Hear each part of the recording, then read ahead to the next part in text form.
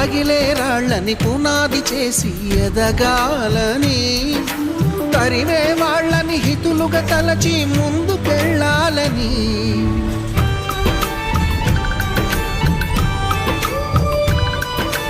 కన్నుల నీటిని కలల సాగుకై వాడుకోవాలని, కాచే నిప్పుని ప్రమిదగా మలచి కాంతి పంచాలని, గుండెతో ధైర్యం చెప్పెను, చూపుతో మార్గం చెప్పెను, అడుగుతో గమ్యం చెప్పెను.